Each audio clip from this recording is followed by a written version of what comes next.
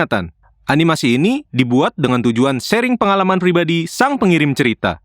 Dimohon untuk menghargai cerita tanpa menyudutkan beberapa pihak. Selamat menonton. Lo pernah nggak ngalamin skripsi lo macet kayak kloset yang baru rewel? Gue pernah, dan gue nyaris depresi. Oh iya, kenalin, nama gue Dinda. Gue mahasiswa tingkat akhir di Universitas Negeri yang sangat terkenal di kota Yogyakarta. Selama di kota ini gue happy banget. Dari makanan sampai bajunya, harganya terjangkau semua. Transferan dari bokap gue juga bisa bikin hidup gue kayak ratu di kota ini. Gue bahkan bisa nabung untuk beli skincare. Ya, di sisi lain gue nyadar, ternyata kuliah di sini berat. Waktu SMA, gue selalu ranking pertama. Pas kuliah, gue hanya selevel buih-buih ombak laut di selatan. Teman-teman gue bisa ngerjain tugas-tugas dengan mudah. Sementara gue, mikirin judul makalah aja bisa sampai sembelit. Lalu bokap gue bangkrut. Gue terpaksa pindah kos yang lebih murah, meski jaraknya jauh dari kampus. Soal makanan, gue juga harus ngirit. Kadang gue hanya bisa makan sekali dalam sehari.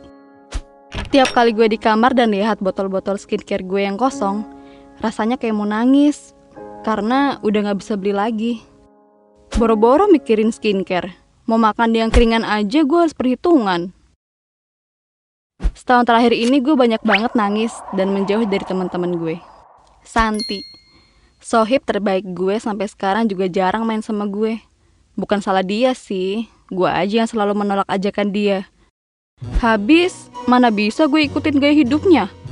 Nongkrong di Starbucks, nonton film tiap akhir pekan, hunting skincare di seluruh penjuru kota. Ya dulu mungkin gue masih bisa jabanin, tapi sekarang gak bisa. Kalau gue masih ngintilin dia, bawaannya sakit hati. Jadi mending gue menghindar. Semester ini adalah jadwal gue ngajuin proposal skripsi. Bokap udah peringatin kalau gue gak selesai skripsi semester ini, semester depan dia gak sanggup bayarin kuliah. Gue stres berat. Masalahnya gue dapet dosen pembimbing yang terkenal sangat sulit. Gue denger banyak cerita serem dari kakak tingkat. Pokoknya kalau dapet dosen itu harus siap mental. Mana lagi ada rumor beredar kalau dosen gue bakal keluar negeri 3 bulan lagi. Artinya gue harus bisa dapetin ACC proposal kurang dari 3 bulan. Dan ternyata gue tidak berhasil. Percayalah, ACC proposal yang mudah itu hanya ada dalam dongeng semata. Gue sampai harus ganti judul sebanyak 3 kali, dan itu pun belum bisa memenuhi standar dosen gila itu. Seminggu lagi dosen gue pergi ke luar negeri. Gue hanya punya waktu sedikit. Kalau proposal belum juga di ACC, bisa-bisa skripsi gue mundur, dan itu bakal bikin gue gila. Siapa yang bakal bayarin kuliah gue semester depan? Hari ini gue ngadem di perpustakaan sambil melamun, sambil menatap nanar proposal gue yang penuh coretan merah. Tadinya gue mau membuat proposal baru, namun sampai siang gue juga gak nemuin ide. Sampai akhirnya bahu gue dicolek seseorang. Ternyata Santi udah berdiri di belakang gue. Dia tersenyum sambil merhatiin wajah gue. Lo gabut banget sih? Gue hanya nyengir. Kadang gue gak percaya hidup Santi sangat mulus. Udah cantik, pinter, kaya. Proposalnya juga udah di ACC awal semester ini. Kabarnya dia bahkan udah hampir bab akhir. Padahal dosen pembimbingnya sama dengan gue. Kayaknya roda berputar itu nggak berlaku buat Santi. Ditolak lagi? Tanyanya. Aku mengangguk. Mau nggak gue bantuin? Gue dengar Profesor Heidi sedang tertarik pada satu judul. Mungkin agak berat di penelitiannya. Namun gue rasa yang penting ACC dulu aja. Mata gue melotot. Rasanya ada angin segar berhembus di wajah gue. Kalau kamu mau, kita ketemu agak sorean di lantai 3 ya. Di tempat kita biasa nongkrong. Soalnya aku masih ada acara. Gimana? Aku mengangguk penuh semangat dan mengucapkan terima kasih pada Santi. Ya, dia tetap sohib gue yang baik, meski gue menjauh. Hari telah sore. Gue duduk di selasar lantai 3. Di sana cukup sejuk. Hanya ada 5 orang di sana. Gue segera membuka buku untuk membunuh waktu. Belum sampai 5 menit, mata gue berat. Rasa kantuknya gak bisa gue tahan. Gue tertidur dan terlonjak kaget saat kepala gue kejedot tembok di belakang. Saat gue membuka mata, gue baru sadar Selasar udah sepi dan hari udah hampir maghrib. Santi belum juga datang. Tiba-tiba gue kebelet pipis dan masuk lorong kelas. Kamar mandinya berada di tengah lorong. Saat melintasi kelas di dekat kamar mandi, gue melihat seseorang sedang berdiri di dekat jendela. Gue sempat berhenti sebab gue tertarik sama cara berpakaiannya. Apa sekarang model pakaian kembali ke vintage? Dia memakai rok selutut yang mengembang serta kemeja yang dikancingkan sampai ke leher. Rambutnya panjang sedikit ikal dan wajahnya tampak bersih mulus. Mungkin dia mahasiswa baru kali ya, karena gue belum pernah melihatnya. Gue segera ke kamar mandi dan mengosongkan kantung kemih. Rasanya lega. Gue mengecek ponsel dan mendapat kabar dari Santi kalau 10 menit lagi dia datang. Gue segera keluar dari kamar mandi. Saat melintasi kelas, gadis itu masih ada. Kali ini dia melambai ke arah gue. "Kamu manggil aku?" tanya gue. Dia hanya tersenyum. Wajahnya emang cantik banget. "Adek baru skripsi ya?" tanyanya. Sebenarnya dia tampak lebih muda dan aku heran karena dia memanggil gue adek. Gue mengangguk keheranan. Bagaimana dia tahu gue sedang skripsi? "Kalau nggak kuat lepasin aja, Dek." Gue semakin terbengong-bengong. Kepala gue kayak jadi ringan gitu. Mata gue jadi sedikit kabur. Gue mengerjap-ngerjapkan mata. "Sini, Dek, ikut aku." Ternyata dia udah berada di luar kelas. Seperti kerbau yang dicucuk hidungnya, gue ikutin dia yang ternyata membawa gue ke kamar mandi. Dia terus tersenyum dan gue merasa wajahnya makin glowing, kayak ada pendar putih. "Lihat di sana," tunjuknya ke atas. Lalu dia berbisik tepat di telinga gue. "Lepasin aja kalau berat." Saat gue mengangguk, seketika segalanya jadi gelap. Gue kayak masuk di tempat yang gak ada cahayanya. Sampai gue dengar suara orang memanggil nama gue. "Din, sadar Dinda, ayo bangun." Gue membuka mata dan melihat wajah Santi yang sangat khawatir. Dia hampir menangis. "Din, gue tahu hidup lo berat, tapi bukan berarti lo bisa ngelakuin ini." "Gue kenapa?" Santi menunjuk ke atas. Sebuah tali menggantung dan terayun-ayun. Gue terperanjat. "Hah? Gadis itu tadi kemana?" kataku nyaris histeris. Santi segera membimbingku untuk bangkit. "Gadis mana?" "Tadi ada gadis di sini sama gue. Rambutnya panjang, pakai rok." Santi menyuruh gue diam. Suasana jadi semakin mencekam. "Pokoknya kita keluar dulu sekarang, cepet-cepet." Santi memapahku dan kami bergegas keluar dari gedung. Perjalanan turun terasa lama dan Santi hanya terdiam. Wajahnya sangat tegang. Barulah saat kami di lantai bawah, Santi bernapas lega. "Ada apa sih, San?" "Din, kayaknya lu barusan ketemu Mbak Yayu." "Hah? Maksudmu Mbak Yayu yang itu?" Santi mengangguk. Seketika badanku kaku. Rumor mengenai Mbak Yayu sudah sering gue dengar. Namun, gue tidak percaya bakal mengalaminya sendiri. Konon katanya, Mbak Yayu ini mahasiswa yang stres karena masalah skripsi, lalu bunuh diri di kampus. Itulah mengapa gaya berpakaiannya sangat kuno, sebab dia memang bukan berasal dari dunia dan zaman ini. Kami segera berlari ke parkiran. Di sana, kami menceritakan semuanya pada Satpam. Dengan inisiatifnya, Satpam itu mengecek kamar mandi lantai 3. Saat dia turun, dia bilang tali gantungan itu sudah tidak ada. Satpam itu menyuruh kami pulang dan menasihati kami agar tidak ke lantai 3 saat maghrib sendirian. Santi mengajakku mampir ke sebuah kafe. Dia memesan teh hangat untuk meredakan gemetar di seluruh tubuh kami. Santi masih memandangku ragu dan khawatir. Gue mengangguk, memahaminya lalu berkata, "San, meski hidup gue berat, gue gak akan pernah ngelakuin hal gila itu. Percayalah sama gue." Santi tersenyum lalu menepuk bahu gue. Gue akan bantu lo sebisa mungkin, Din. Jangan khawatir dan jangan menjauh lagi. Janji? Gue tersenyum dan mengangguk. Santi ikut tersenyum lega. Setelah itu Santi izin pamit duluan karena dia bilang dia udah dijemput cowoknya. Gak lama berselang HP gue bunyi. Ada WA masuk yang ternyata dari Santi. Dia bilang, "Sorry ya, tadi gue gak bisa datang karena ada urusan mendadak."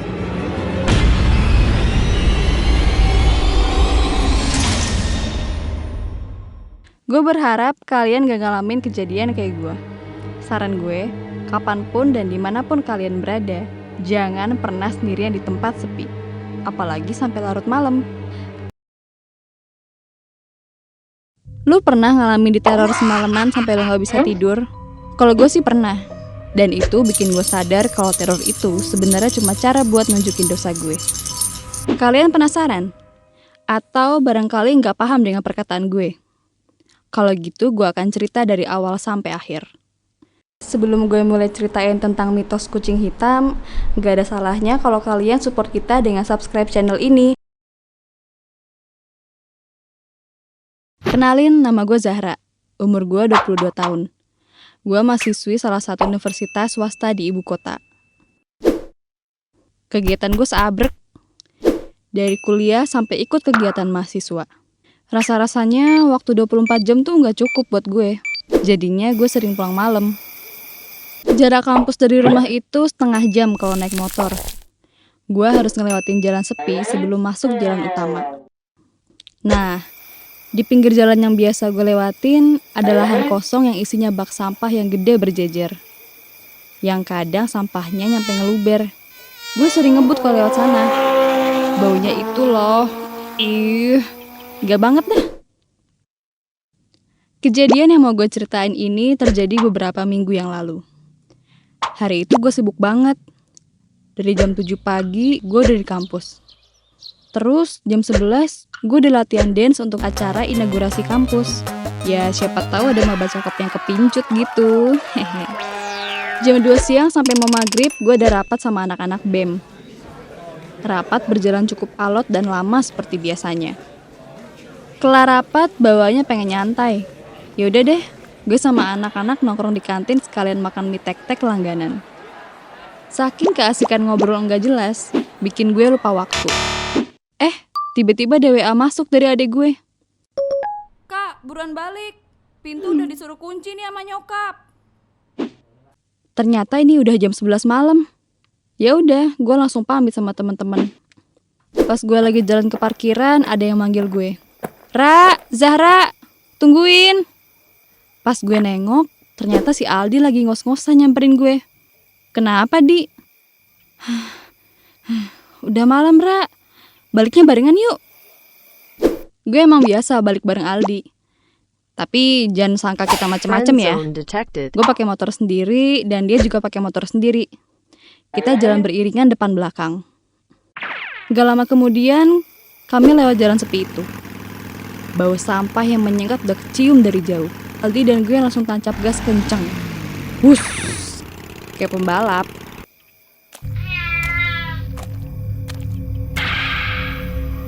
Nani? Tapi tiba-tiba gue ngerasa ban motor ngelindas sesuatu. Sampai akhirnya gue denger Aldi teriak, "Zahra!"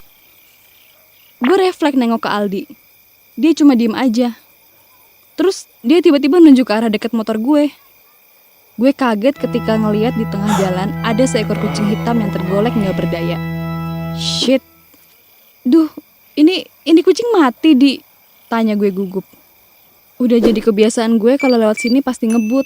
Soalnya kalau malam jalanan sini sepi dan gue gak kuat sama bau sampahnya. Duh, gimana nih? Mana yang gue tabrak kucing hitam lagi? Ada-ada aja deh malam ini. Bakalan sial nih. Aldi bilang ke gue, "Udah, buang aja kucingnya di tempat sampah biar gak ribet. Lagian udah malam juga." Jujur gue masih panik. Gue liat keadaan sekitar sepi dan gak ada saksi yang ngeliat. Tapi hati kecil gue gak setuju dengan hal itu. Gue masih kasihan banget nih sama itu kucing.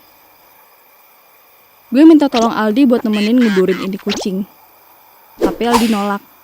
Dia ngeyakinin gue kalau semua ini bukan salah gue. Ya emang nasib si kucing ini aja yang lagi apes. Oke. Tapi biar gimana pun, ini kucing harus gue singkirin dari tengah jalan. Aldi bantuin masukin tuh kucing ke plastik dan dibuang ke bak sampah. Setelah semuanya beres, kita lanjut jalan lagi. Keluar dari gang itu, kita saling bertukar klakson untuk berpisah. Karena beda arah jalan pulang. Ya, gue akuin Aldi agak nyebelin sih malam itu. Tapi it's okay. Seenggaknya dia nemenin gue pulang. Pas sampai rumah, pintu depan belum dikunci. Emang deh kebiasaan adik gue nih kalau nggak sabar nungguin kakaknya pulang, pasti nggak ngunci pintu. Untung nggak ada maling. Coba kalau yang masuk bukan gue, bisa kacau nih. Pokoknya besok pagi gue omelin tuh anak. Kondisi rumah gue gelap. Kayaknya ortu dan adik gue udah pada tidur. Gue langsung masuk kamar dan ganti pakaian. Kemudian gue mau ke kamar mandi buat cuci muka sama sikat gigi. Gue nggak mau tidur dengan keadaan buluk. Kamar mandi gue terletak di dekat dapur. Buat kesana, gue ngelewatin ruang makan yang udah gelap. Tapi kok tumben banget nih lampu dapur dibiarin nyala. Pas gue perhatiin, gue denger sayup-sayup suara air dari kamar mandi. Gue ngerasa kayak ada orang di kamar mandi. Palingan adik gue ini lagi di toilet. Niatnya mau gomelin dia. Pas nunggu gak tahu kenapa gue keinget kejadian yang barusan gue alami. Apa seharusnya gue tadi kubur itu kucing ya? Gak lama gue dengar suara gemercik air dari kamar mandi. Kayaknya adik gue mau keluar nih. Tapi anehnya setelah suara air itu mati, gak ada respon sama sekali dari dalam kamar mandi. Gue coba buat ketuk pintu itu. Tapi lagi-lagi gak ada jawaban sama sekali. Gue yang mulai kesel pun marah-marah ke adik gue. Gue bilang ke adik gue, "Vero, ini gak lucu ya. Buruan keluar." Gak tau kenapa tangan gue refleks buat ngebuka tuh pintu. Dan what the hell? Kosong. Asli badan gue mendadak lemes. Gue yakin banget nih tadi ada orang di dalamnya. Gue batalin niat buat ke kamar mandi. Buru-buru gue balik ke kamar. Sebelum sampai kamar, gak sengaja gue ngeliat bayangan orang lagi duduk di meja makan. Dengan rasa penasaran, gue mau mastiin itu adik gue bukan ya? Gue berdiri persis di dekat saklar. Pelan-pelan gue nyalain. Astagfirullah! Kok gak ada siapa-siapa ya? Gue langsung lari ke kamar dan mengunci pintu. Napas gue ngap-ngapan saat berada di atas tempat tidur. Gue tutupin badan gue pakai selimut. Dan sialnya lampu kamar gue belum sempet gue nyalain. Firasat gue gak enak. Masa iya sih ini gara-gara nabrak kucing tadi? Itu kan mitos. Lagian kan gue gak sengaja. Hampir semalaman gue cuma meringkuk ketakutan di dalam selimut.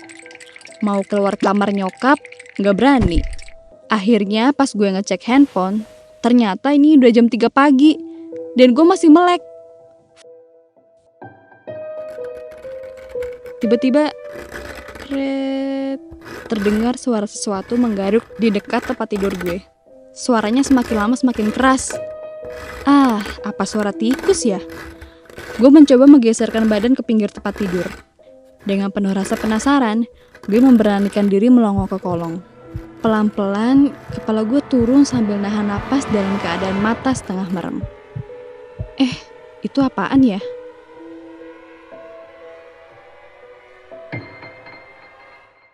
Sepasang mata menatap gue dengan sengit. Sontak gue terlonjak dan menarik kepala. Gue meringsut ke ujung kasur dan menyalakan senter HP. Dalam keadaan panik, gue coba arahin ke semua arah.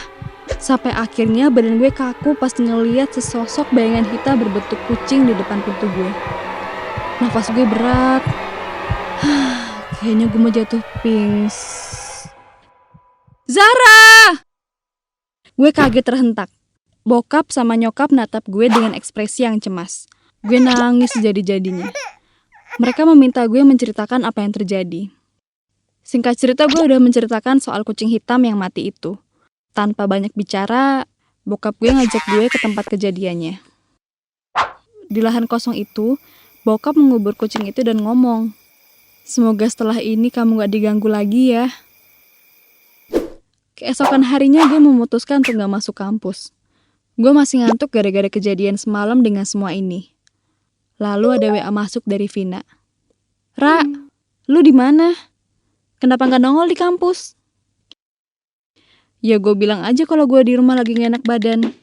Terus Vina bilang ke gue, "Kok lu bisa barengan sih sama Aldi gak masuk juga?" Terus gue tanya, "Emang Aldi gak masuk kenapa?" Dan Vina ngejelasin kalau Aldi semalam jatuh dari motor. Katanya dia ngantuk. Untungnya Aldi cuma lecet-lecet dan motornya yang rusak. Ya, seenggaknya gue harus bersyukur dikasih kesempatan untuk memperbaiki diri. Mulai saat ini, gue harus lebih berhati-hati berkendara dan harus bertanggung jawab atas apa yang kita lakuin. Halo guys, kenalin, nama gue Haris. Gue tinggal di kota Demak, Jawa Tengah. Di sini gue mau berbagi cerita yang memorable banget buat gue. Lebih tepatnya cerita mistis. Jadi waktu itu gue lagi hobi banget tidur siang. Saking expertnya gue menekuni hobi ini, bisa-bisa gue tidur siang dan bablas bangun besoknya. Emang pelor sih, tapi yang penting gak jahat ke orang lain. Kejadiannya sekitar sebulan yang lalu. Pulang dari sekolah, gue nyari mak sama bapak gue. Kebetulan saat itu rumah sepi, dan gak tau kenapa mata gue bawaannya pengen ngajak bobo imut. Ya udah, gue langsung tidur tanpa ganti pakaian. Seragam masih nempel di badan gue yang udah lengket karena keringetan. Karena gue ngerasa gerah, gue nyalain kipas butut kesayangan gue. Lalu pelan-pelan mata gue mulai terlelap dan...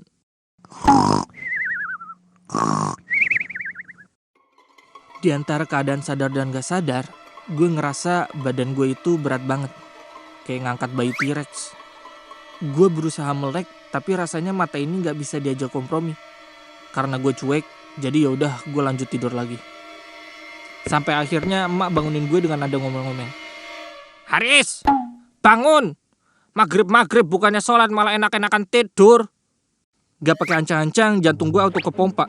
Dan gue bangun dengan mata terbelalak. "Siap mak, siap." Abis itu gue ke kamar mandi buat ambil air wudhu dan sholat. Sebenarnya gue tahu kalau nggak boleh tidur maghrib-maghrib. Katanya sih nggak baik. Entah dari segi kesehatan, spiritual, atau agama. Mak gue salah satu orang yang getol banget ngingetin gue.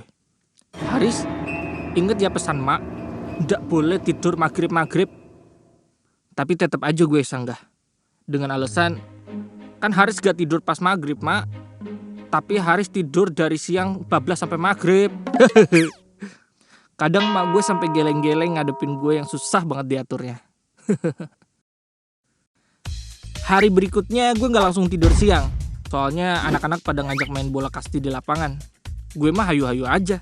Soalnya gue suka banget main bola kasti. Apalagi pas nimpuk badan temen gue pakai bola. Syukurin. By the way, gue bawa bola kasti sendiri. Soalnya di kampung sini cuma gue nyetok bola banyak.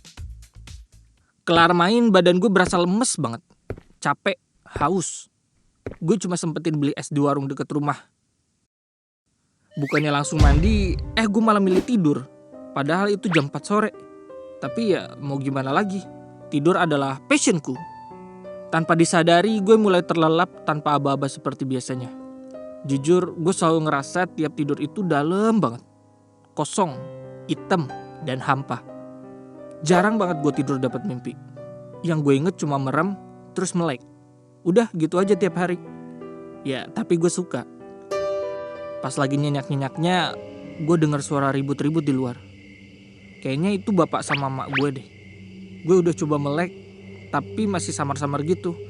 Hawa-hawanya sih udah mulai maghrib, soalnya udah sepi dan berasa suara jangkrik di malam hari. Masih samar-samar, gue ngeliat ada yang mainin bola kasti gue. Gue berusaha buat memicingkan mata biar jelas. Tapi masih gak kelihatan itu siapa. Refleks gue marah karena ada yang mainin bola kasti kesayangan gue. "Woi, jangan mainin bola kasti gue!" Lalu abis gue teriak, itu bola tiba-tiba dilempar ke lemari. Abis itu ngegelinding di dekat kolong kasur gue. Di situ pelan-pelan otak gue mulai sadar. Ada yang gak beres nih. Tapi belum sempat mikir aneh-aneh, pintu kamar gue digedor kenceng. Dan kayak dipaksa buka gitu. Pandangan gue mulai jelas. Di kamar gue gak ada siapa-siapa. Berarti tadi yang main bola kasti gue siapa? Dan posisi pintu masih dipaksa buat dibuka. Fix, ini bukan emak sama bapak gue. Tapi anehnya, kenapa badan gue malah diem aja ya? Kayak gak mau beranjak pergi gitu. Rasanya kayak ada yang nindih gue. Karena gak mau mikir aneh-aneh, gue berusaha memejamkan mata. Tapi ada suara parau yang memanggil nama gue dengan jelas. Haris, Haris, Haris. Dan ini terjadi berjam-jam. Gue gak bisa ngapa-ngapain. Sampai akhirnya gue dengar suara azan maghrib. Seketika badan gue melonjak bangun. Nafas gue tersengal. Badan gue keringet dingin. Gue coba tengok jam di HP, ternyata sekarang lagi maghrib. Dengan badan yang lemas, gue coba keluar kamar. Dan gue kaget di rumah gak ada siapa-siapa. Bahkan di ruang makan sekalipun. Lalu pintu depan terbuka. Emak sama bapak gue baru datang dan masuk dengan pakaian rapi. Otak Pentium 1 gue pun mulai bertanya-tanya. Loh, Mak, kok pakai pakaian rapi gini sih? Lalu emak gue menjawab. Loh, masa kamu ndak tahu? Emak sama bapak kamu kan tadi pamit kondangan sama kamu. Loh, terus tadi yang cekikikan di rumah siapa dong? Di situ gue makin yakin kalau ada yang gak beres. Emak gue langsung nyuruh gue buat mandi, sholat, dan makan malam. Pas makan malam, gue ceritain semua yang gue alamin. Terus nyokap gue ngomong gini ke gue. Gimana? Udah kapok belum tidur maghrib-maghrib? Asli, gue kapok. Percaya gak percaya, ternyata gak semua mitos dan tahayul dari omongan ortu itu bohongan. Swear gue kapok.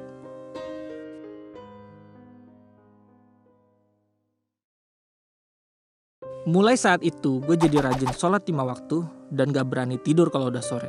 Apalagi pas maghrib.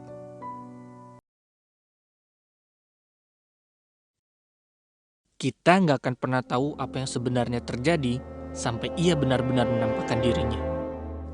Kata-kata ini selalu terngiang-ngiang di dalam kepala gue kalau keinget kejadian saat itu.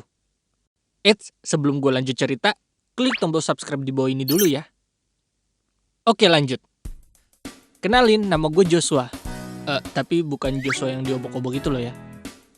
By the way, gue juga biasa dipanggil Jo. Gue adalah seorang mahasiswa dari kota Yogyakarta. Kota yang dikenal sebagai kota pelajar dan kota budaya. Yang rata-rata semua fuckboy-nya pakai kaos Deus, terus naik motor metik. Canda-bercanda. Oh iya, gue itu anak rantau dari Sumatera. Jadi selama di Jogja gue hidupnya ngekos. Dan sekarang gue cuma tinggal nunggu wisuda aja, yang tertunda akibat pandemik virus corona. Sekedar mengingatkan, kosan gue ini kosan khusus laki-laki. Jadi kalau mau ngelakuin hal yang aneh-aneh, kudu ekstra hati-hati. Karena banyak CCTV-nya. Ya kecuali lo mau main pedang-pedangan. Nah, itu baru gak ketahuan. Tahun pertama gue tinggal di kosan, gue sih gak ngerasain keanehan apa-apa. Tapi pas tahun kedua, mulai muncul hal-hal aneh bagi gue. Bahkan kesannya mistis. FYI, kosan gue ini kamar mandinya ada di dalam. Dan gue punya kebiasaan gak nutup pintu kamar mandinya secara rapet pas malam hari. Biar ada cahaya dikit gitu di kamar gue. Soalnya gue selalu matiin lampu kamar kalau udah malam. Saat itu gue lagi siap-siap bobo imut. Mata ini udah sepet banget. Padahal pengen buru-buru mimpin si doi. Tapi gak tahu kenapa tangan ini gatel banget buat nge-scroll IG doi. Ya udah deh, gue tahan dulu ngantuknya. Sampai akhirnya gue balik badan dan madep ke arah kamar mandi. Badan gue mendadak nge-freeze. Dari celah pintu yang kebuka, gue lihat samar-samar ada kepala cewek berambut panjang yang nongol tanpa dosa. Sontak gue langsung lempar HP dan berdiri buat nyalain lampu. Pas lampunya nyala, sosok cewek tadi hilang gitu aja. Saat itu gue berusaha berpikiran positif. Mungkin gue salah lihat kali ya. Dan gue memutuskan untuk tidur. 2 minggu setelah kejadian itu, sosok cewek itu muncul lagi. Tapi kali ini di tempat yang berbeda. Kejadiannya juga terjadi pas tengah malam. Dan sialnya, lagi-lagi ketika gue udah siap mau tidur. Padahal gue lagi asik-asiknya nonton YouTube sambil rebahan. Dan malam ini gak tahu kenapa gue lupa nutup gorden jendela. Padahal biasanya selalu gue tutup tiap malam. Firasat gue gak enak. Seketika suasana jadi hening. Padahal volume YouTube udah kenceng. Yang biasanya ada suara jangkrik atau kucing kawin, mendadak jadi senyap. Dan tanpa disadari, gue bengong ngeliat ke arah luar jendela. Gue kaget dong. Sepasang mata merah yang menatap nanar kali ini muncul di hadapan gue dari balik jendela. Kepalanya miring dan rambutnya berantakan. Asli, kali ini gue bisa ngeliat dengan jelas mukanya dipenuhi luka dan darah. Gak pakai babi bu, gue langsung balik badan. Lalu pas gue merem, itu setan malah nampakin dirinya lebih jelas di depan muka gue. Swear, ini adalah hal yang paling menakutkan dalam hidup gue. Akhirnya gue memberanikan diri buat melek. Dan syukurnya itu setan udah gak kelihatan lagi. Terus gue tutup gordennya. Dan gue terjaga semalaman karena parno. Lalu paginya gue tepar karena semalaman gak bisa tidur. 1 bulan telah berlalu. Gue sih udah gak lihat lagi itu makhluk astral. Biar gampang kita sebut aja Catherine. Jadi suatu malam temen gue namanya Gandhi datang ke kosan buat balikin flash disk sekalian mau nobar Liga Champion di kosan gue. Maklum, di kosan Gandhi gak ada TV. By the way, jangan lupa sumbangannya ya buat Gandhi. Bisa kalian klik di link di bawah ini. Bercanda guys. Jadi Gandhi cerita, pas banget baru sampai depan kos, dia ngeliat Catherine lagi berdiri depan pintu kamar gue. Katanya rambutnya panjang, kayak mahasiswa yang gondrongin rambut demi aktualisasi diri gitu. Kebetulan posisi pintu kamar terbuka. Gue di dalam lagi fokusin mantengin laptop, jadi gak tahu apa-apa. Anehnya, pas Gandhi kelar parkirin motor, Catherine udah gak ada. Terus Gandhi panggil nama gue dari depan pintu. Woi Joe! Sontak gue langsung lihat ke belakang. Tiba-tiba Gandhi nyeletuk gini. Ngapain sih Joe, cewek lu malam-malam gini di kosan? Mana pakai berdiri di depan pintu segala? Kan ganggu banget anjir. Hah? Jujur, gue kaget dibilang cewek gue main ke kosan malam-malam. Kan dari tadi gue sendirian. Ya udah deh, gue ngebantah tuduhan Gandhi. Gila lu ya? Gue dari tadi di sini sendiri. Lihat nih, gue masih main game dari tadi. Ah, bohong lu Jo. Dan si Gandhi masih aja gak percaya. Jelas-jelas tadi dia berdiri di depan pintu kamar lu. Karena gue males debat sama orang yang ngeyel, akhirnya gue suruh dia cek kamar gue. Gandhi pergi ke kamar mandi dan ngecek semua sudut kamar. Dia cuma bisa bengong karena kenyataannya gue emang sendirian di kamar. Gandhi duduk di sebelah gue. Terus gue tanyain dia perihal cewek yang dia lihat. Dia ngejelasin kalau tuh cewek rambutnya panjang dan make daster putih lusuh gitu. Apa yang gue takutin jadi kenyataan. Si Catherine balik lagi. Di sela-sela obrolan, gue tepuk pundak Gandhi sambil ngomong ke dia. Di, lu tahu kan kalau cewek gue rambutnya bondol sebahu? Cip! Muka Gandhi jadi pucet. Kita berdua sama-sama ngebegu kosong, gak tahu arah. Biar gak sepi-sepi amat, gue curhatin ke Gandhi apa yang gue alami selama ini. Terus Gandhi bilang, Jo, kayaknya gue pulang aja deh. Gak apa-apa kan? Saat itu gue jawab, iya gak apa-apa kok. Jujur malam itu gue takut banget. Dia gak cuma nunjukin eksistensinya ke gue, tapi caper juga ke temen gue.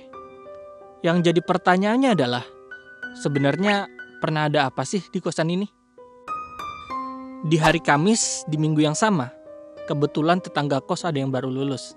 Namanya Mas Jamal. Dia juga senior gue di kampus. Kita semua anak kos makan bersama untuk merayakan kelulusan Mas Jamal. Setelah kenyang makan dan bersenda gurau, ada salah satu dari anak kos yang nyeletuk gini. Bro, kalian pernah gak sih digangguin makhluk halus di kosan? Seketika semuanya saling menatap dan diam sejenak. Sampai akhirnya semua mengaku pernah diganggu oleh makhluk halus. Dan setelah mendengar cerita mereka semua, ternyata makhluk halus yang mengganggu kita selama ini sama semua, yaitu wanita berambut panjang. Usut punya usut, ternyata salah satu anak kosan pernah menanyakan tentang hal ini kepada mas-mas Warmindo di depan kosan, yang kebetulan sudah lama tinggal di dekat kosan kami. Ternyata dulu pernah ada kejadian pembunuhan di kosan kita, tetapi beda pemilik dengan yang sekarang. Jadi kosan kita ini dulunya kosan anak cewek. Jujur, setiap kami bertanya kepada penjaga kos, dia bilang dia nggak tahu apa-apa tentang masa lalu tempat ini. Sampai sekarang tahun keempat di Jogja, terkadang doi masih suka caper mengganggu gue. Tapi nggak seintens dulu sih. Mungkin karena gue udah cuek dan terbiasa kali ya. Dari sini bisa kita simpulin, setiap tempat punya cerita dan sejarahnya masing-masing, yang mungkin kita sendiri nggak tahu. Jadi pesan gue sebagai pendatang di sebuah tempat yang baru, jangan belagu, apalagi berbuat hal yang nggak baik. Jangan lupa hindari maksiat dan dekatkan diri dengan Tuhan. Udah ya guys, gue mau tidur dulu nih.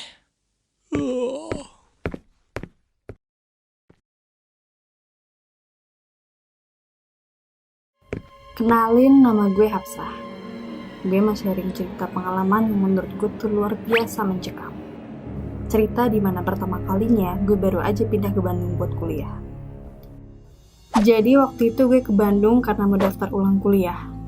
Berhubung gue belum masuk kos, jadi sementara gue tinggal di rumah tante gue. Nah, kalau kalian pada nanya, kenapa sih nggak sekalian tinggal di rumah tante aja? Pertama, rumah tante gue lumayan jauh dari kampus. Kedua, ya karena gue pengen kos aja. Udah gitu. Nah, sebelum gue lanjut cerita, kita flashback dikit ya asal-usul rumah tante gue. Namanya Tante Yesi.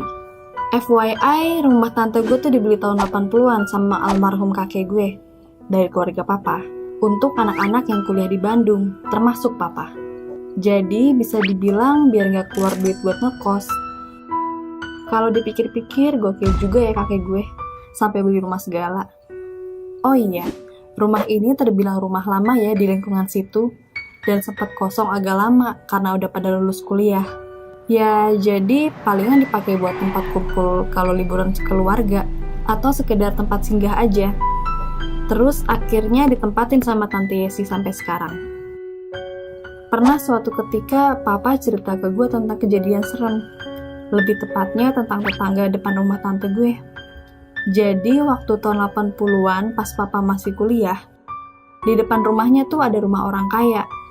Sampai-sampai pembantunya ada 2 orang. Singkat cerita, satu keluarga ini liburan jauh dan cuma bawa 1 pembantu. Satunya lagi ditinggal buat ngurus rumah.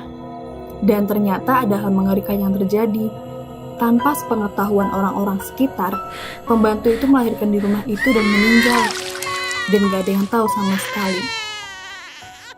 Nah, pas papa lagi asik-asik cerita ke gue, tiba-tiba tante gue menepis cerita itu. Katanya itu cuma bercandaan bapak-bapak aja. Oke, gue gak mau ambil pusing. Jadi cerita itu cuma berlalu begitu aja.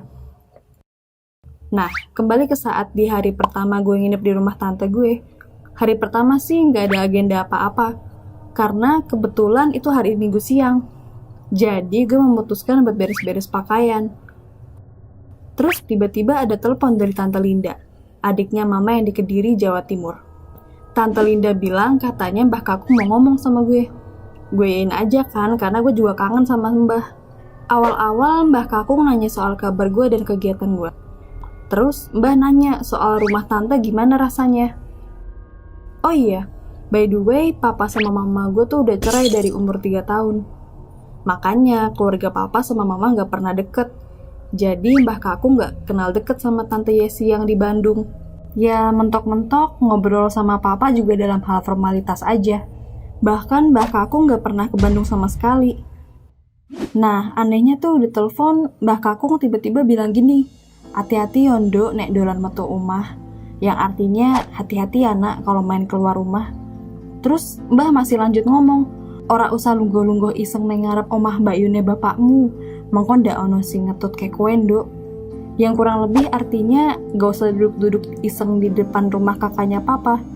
I mean Tante Yesi ya. Soalnya nanti ada yang ngikutin gue gitu katanya. Jelek. Gue tuh nengok kanan kiri dong. Merinding seketika karena Mbah Kakung gue bisa dibilang ya punya kelebihan indera keenam. Tapi mbah gue ini bukan tipikal yang suka buka omongan soal hal mistis gitu. Kecuali kalau emang penting banget dan agak berbahaya. Lalu dalam benak hati gue, waduh kok bisa tahu ya kalau rumah depan tante gue tuh ada sejarah mengerikan. Akhirnya gue cuma bisa jawab bah gue sambil nelan ludah. Nggih mbah, Hapsah gak suka nongkrong di luar juga kok. Dan gue pun mengakhiri obrolan singkat ini. Gue lanjut beberes kamar sampai kelupaan pesen Mbah Kakung tadi apaan. Sampai akhirnya udah maghrib. Gue sholat sebentar di kamar, terus buka laptop di kasur. Nah, kebetulan kasur gue tuh langsung ngadep ke jendela gitu. Dan jendelanya juga madep ke gerbang depan rumah tante gue. Jadi kalau ada yang keluar masuk, gue bisa tahu. Oh iya, Tante Yesi punya bisnis kos-kosan putra di sini. Jadi kadang rame keluar masuk cowok-cowok biasanya. Singkat cerita, pas udah sekitar jam 10-an malam, mata gue masih kuat melek sampai gue paksa tidur, tapi nggak bisa. Akhirnya gue main game biar gak gabut-gabut amat. Di tengah heningnya malam, seketika gue dengar kayak ada yang dorong buka tutup pintu gerbang. Grak, grek. Asli annoying banget. Karena terus-terusan, ya gue jadi kesel dong. Ya udah gue patengin aja tuh gerbang dari balik jendela. Kok tiba-tiba sepi? Gak ada tuh yang mainin pintu gerbang. Asli, gue cuma kesel aja. Pengen gue tegur tuh orang kalau kelihatan. Akhirnya jam setengah 12 malam, mata gue mulai ngantuk. Mau matiin lampu, pencetannya juga jauh. Ya udahlah, gak apa-apa. Gue ketiduran gitu aja dan gak tahu kebangun setengah sadar jam berapa. Pandangan masih ngawang-ngawang.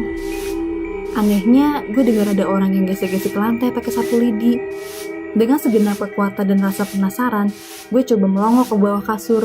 Dan pas gue coba intip ke arah itu, ternyata ada bayangan yang berbentuk kurus, membungkuk. Siluetnya kayak cewek yang rambutnya dikonde, lagi nyapu. Fix, ini gak bener. Gue bisa narik selimut sambil menggigil ketakutan. Sampai-sampai badan gue gak bisa digerakin. Terus gak selang lama, suara sapunya hilang. Gue coba buka mata intip sedikit. Di pojokan kamar ada orang yang badannya gede banget. Dan si bayangan nenek tadi udah di samping orang badan gede itu sambil nyapu. Tapi nyapunya kayak yang ngusir gitu loh, seperti nyuruh minggir. Dalam hati gue berusaha kumat kamit. Ya Allah, biarkan Hapsah tidur ya Allah. Tenangkan Hapsah. Gak tahu kenapa, tiba-tiba nafas gue perlahan hangat dan ketiduran sendiri. Sampai paginya dibangunin sama sepupu gue, anaknya Tante Yesi. Dia bilang udah jam 8 pagi. Ketika gue bangun, gue gak berani cerita hal serem tadi malam ke siapapun. Seharian gue ke kampus ngurus berkas daftar ulang. Sorenya pas pulang ke rumah Tante Yesi, gue enggan untuk ke kamar. Gue mau ke kamar kalau badan gue bener-bener udah capek dan ngantuk. Akhirnya gue ajak sepupu gue buat nonton film sampai tengah malam. Padahal gue gak fokus sama tuh film. Ya yang penting gue gak cepet-cepet ke kamar aja. Terus sekitar jam 11 malam, sepupu gue ngajak nongkrong di depan rumah. Soalnya dia mau sebat santuy sambil ngobrol gitu. Jujur, gue sebenarnya gak mau sih keluar. Tapi gue juga takut kalau cuma di dalam rumah sendirian. Secara semua orang kan udah pada tidur. Nah, tempat kita ngobrol tuh persis madep ke arah rumah tetangga tante gue yang pembantunya meninggal. Asli nih bulu kuduk gak nyante. Hawanya merinding terus. Sebisa mungkin tiap ngobrol gue gak madep ke rumah itu. Ngeri Sekitar 30 menitan setelah ngalor ngidul ngobrolin gebetan masing-masing, akhirnya kita masuk ke dalam buat tidur. Sampai kamar tuh gue celinguk-celinguk dulu anjir. Gue pasang earphone, matiin lampu yang harusnya gue gak perlu matiin. Which is bikin suasana makin serem. Ya udah deh, gue auto nutup diri pakai selimut. Dan lagi-lagi gue kebangun. Kali ini gue lihat HP biar tahu jam berapa. Nah, feeling gue tuh udah gak enak nih. Seolah-olah mata gue tuh kayak dipaksa buat melek gitu loh. Cuma gue tetap maksa merem meskipun masih ngintip tipis-tipis. Dan di depan mata gue ada seseorang yang berdiri dong. Jaraknya gak jauh amat. Tapi gue gak bisa lihat bagian perut ke atas. Yang kelihatan tuh bagian perut ke bawah. Sampai detik ini gue masih inget kalau dia pakai dasar putih menjuntai dengan motif bunga. Akhirnya gue tutup muka gue pakai bantal. Biarpun pengap, seenggaknya ini bikin gue pelan-pelan tertidur. Keesokan harinya, tepatnya hari Selasa, gue memutuskan untuk membaca ayat kursi setiap gue mau tidur. Singkat cerita, ini udah malam lagi. Dan gak tahu kenapa hari ini malah jadi hari yang paling nyeremin. Kayak di film-film. Padahal gue udah baca ayat kursi, segala macem. Hawanya kayak beda gitu.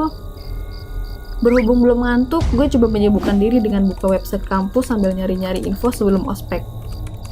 Tiba-tiba jepret, mati lampu. Gue teriak, "Abang, lampu mati." Sepupu gue nyaut, "Iya, tunggu dulu, ini mau diambilin." Akhirnya gue kembali fokus ke laptop. Seperti yang gue bilang, kasur gue ini menghadap ke jendela yang mengarah keluar. Di luar terang cahaya bulan, dan gue seketika melihat ke arah jendela. Tapi yang ada di pikiran gue cuma, wah di luar terang ya.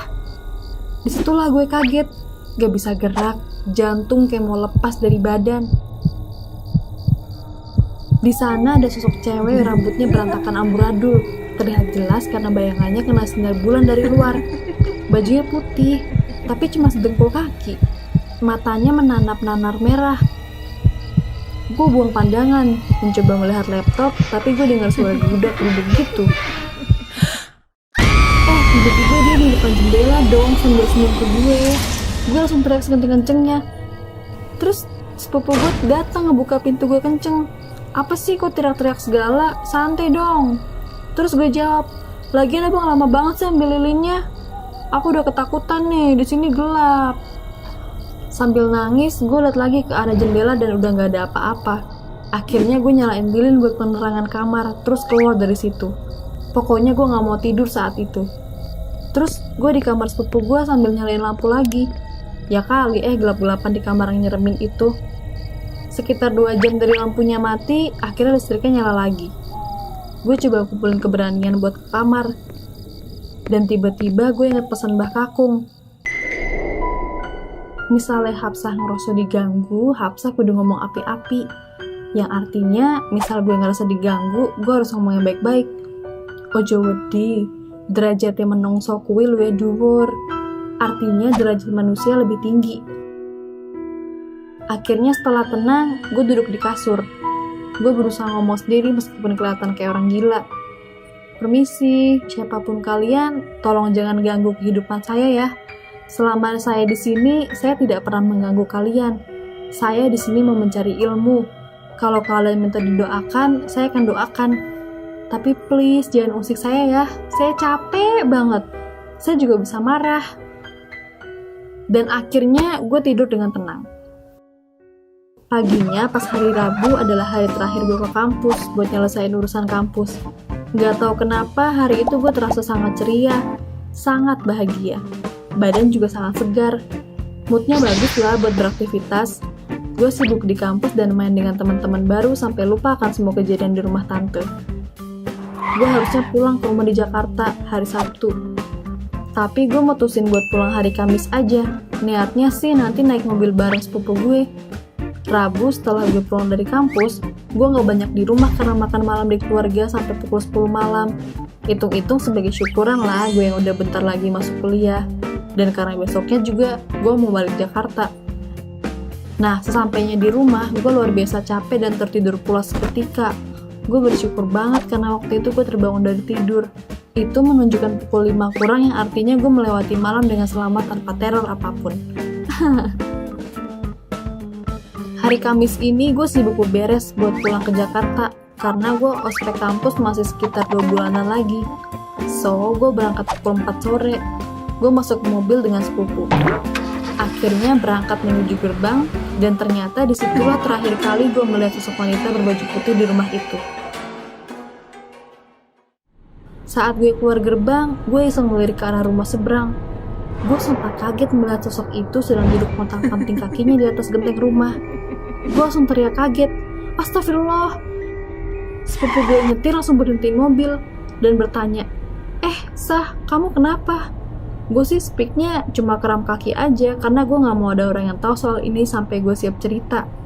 Gue berdoa dalam mobil supaya gak ada apa-apa di dalam perjalanan. Dan alhamdulillah lancar sampai tujuan. Gue gak pernah cerita ke siapapun soal ini sampai 3 bulan setelah itu ada acara ulang tahun adik gue. Semua keluarga besar datang termasuk keluarga gue dari Kediri. Singkat cerita, setelah pesta berakhir, gue datang ke rumah Mbak Kakung. Gue ceritain semuanya dan inilah penjelasan beliau. Bayangan nenek berkonde yang nyapu itu adalah orang yang sepuh yang udah lama banget meninggal di sekitar komplek rumah tante. Itu sosok yang baik. Dia mau mengusir sosok yang jahat. Nah, kalau orang yang berdaster bunga-bunga yang gue lihat itu cuma orang meninggal hari itu dan rohnya nggak sengaja lewat gitu aja. Dan kebetulan gue kebangun. Wow, sial bener. Nah, yang muncul pas mati lampu itu yang Mbak Kunti dari rumah seberang. Dan dia juga nampakin diri saat gue pulang, jir, caper amat. Seketika gue gak bisa berkata apa-apa, tapi Mbak Kakung yakin mereka ngejahat. Ya, kayak cuma ngasih sambutan hangat aja ke gue yang masih jadi anak baru di sana. Jadi doain aja katanya. Mulai gue kuliah sampai gue lulus, gue gak pernah mau tidur di rumah tante lagi, bahkan sampai detik ini. Beberapa kali berkunjung, tapi selalu siang hari. Hahaha, mampus lu pada, gue prank. Gue gak tidur di sana lagi. Cie, gak akan aku takutin.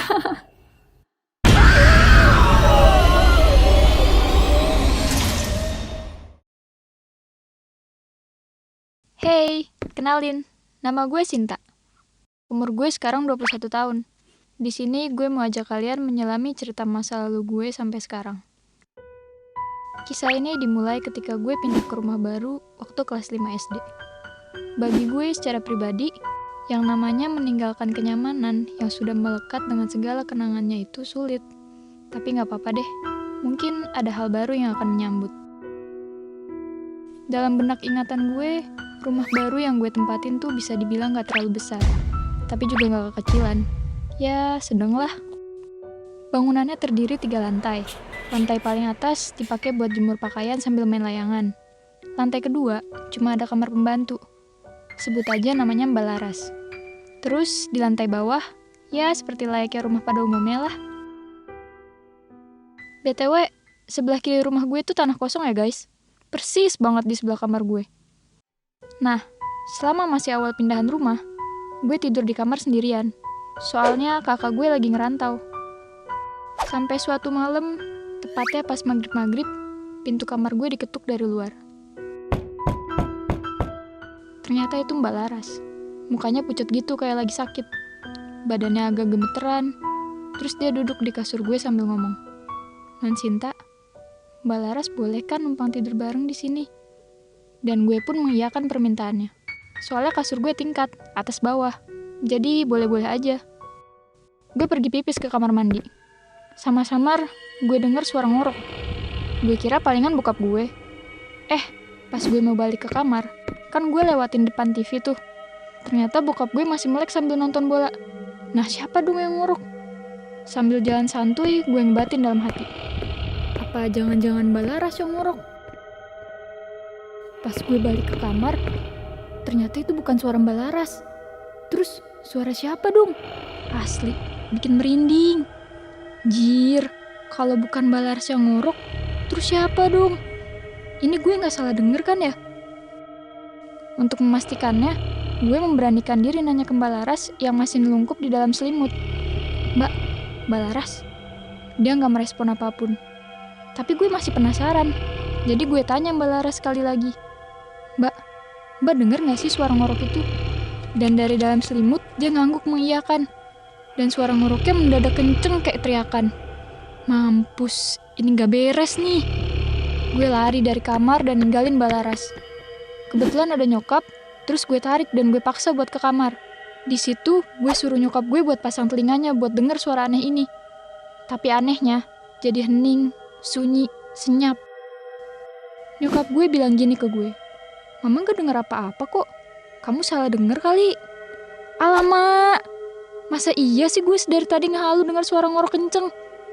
Akhirnya nyokap nyuruh gue cepet-cepet tidur dan dia ninggalin kamar gue. Gue berusaha banget buat tidur cepet, tapi gak bisa. Gak bisa dengan suara ngorok yang nyeremin gini. Gue berusaha ngajak ngobrol Mbak Laras, tapi berasa dikacangin. Dia gak respon perkataan gue, dan mendadak suara ngorok itu kedengeran lagi, sekenceng-kencengnya. Gue langsung lari keluar ninggalin Mbak Laras. Gue sampai ngos-ngosan depan bokap. Terus bokap mendadak beranjak dari sofa dan berusaha nenangin diri gue. Gue coba sampein apa yang gue denger dan gue tahu. Gue gandeng tangan bokap gue erat-erat. Tapi gue sadar suara ngorok itu samar-samar mulai menghilang. Dan bener aja dong, pas bokap gue masuk, gak ada suara sama sekali. Gue nangis dan meluk bokap gue. Bokap berpesan untuk cepat istirahat dan jangan lupa berdoa. Malam berikutnya, habis kelar ngerjain PR, gue sempetin buat baca komik Doraemon sampai ngantuk di kasur bawah. Mayan nih, buat ngademin otak yang panas mikirin PR tadi. Nah, pas gue lagi baca komik, kamar mandi di sebelah itu berisik banget. Biar biur, kayak gak ada akhlak, padahal udah malam. Awalnya gue mikir, palingan Balaras mungkinnya terlalu semangat sampai malam. Tapi mendadak gue buang jauh-jauh dugaan gue itu. Kalian tahu kenapa? Gue dengar suara sesuatu yang bikin telinga gue sakit. Nget! Suara nyaring gesekan di tembok depan kamar gue. Persis banget kayak suara cakar Wolverine digasukin ke tembok.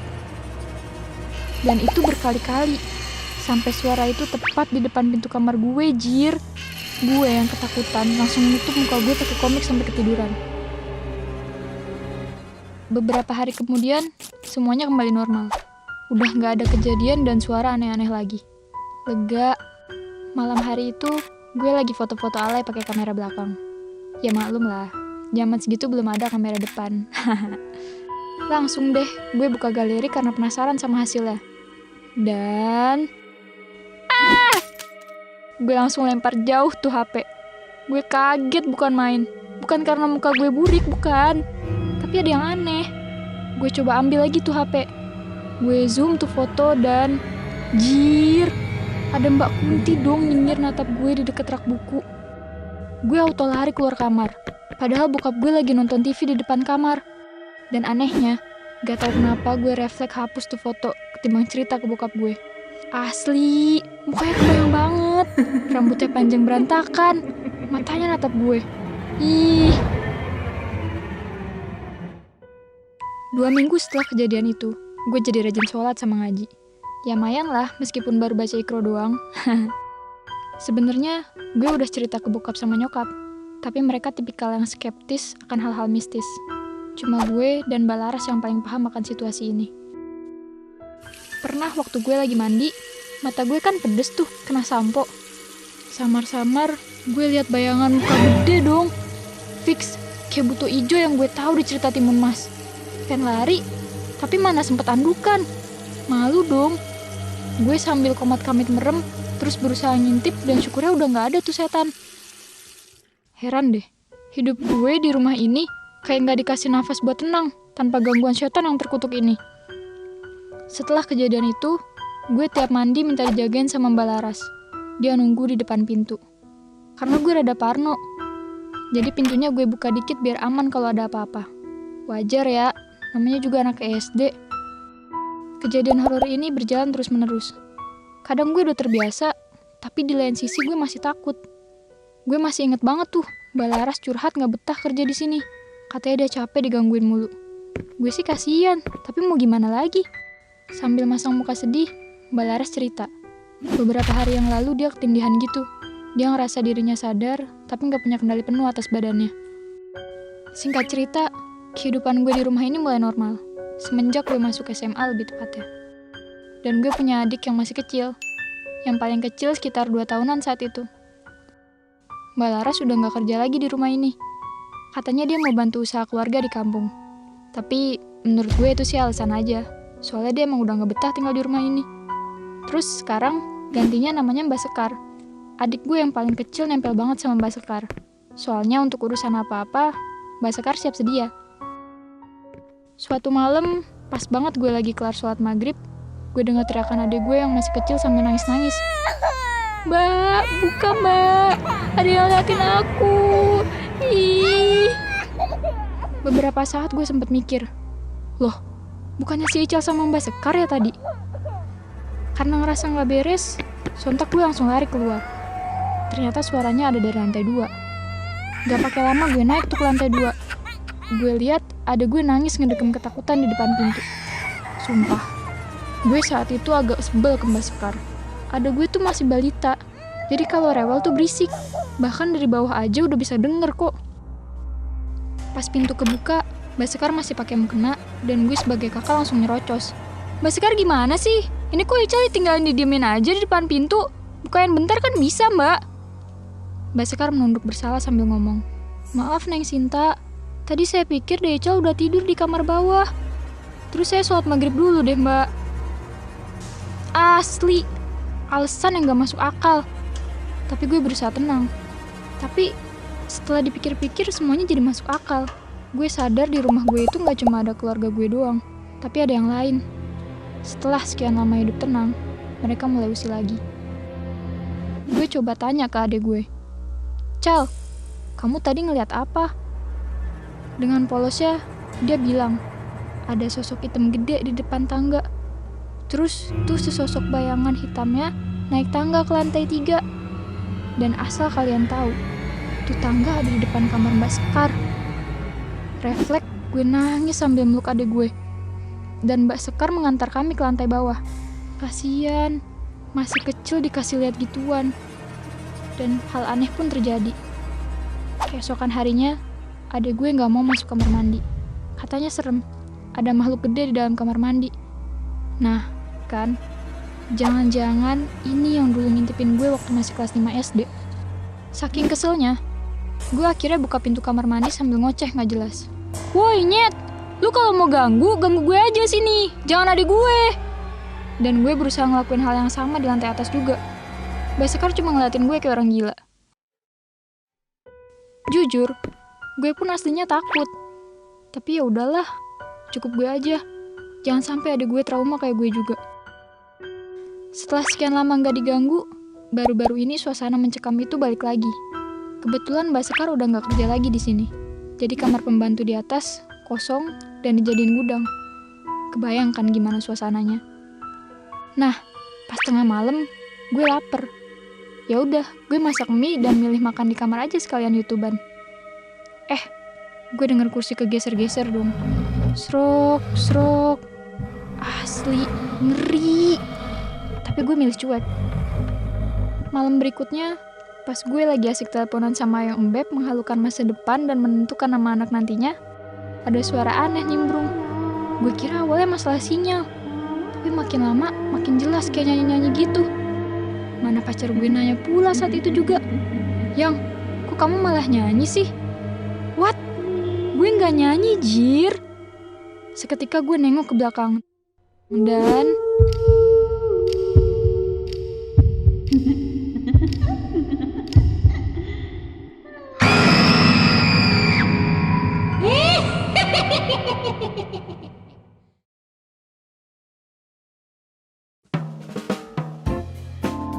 Halo, kenalin.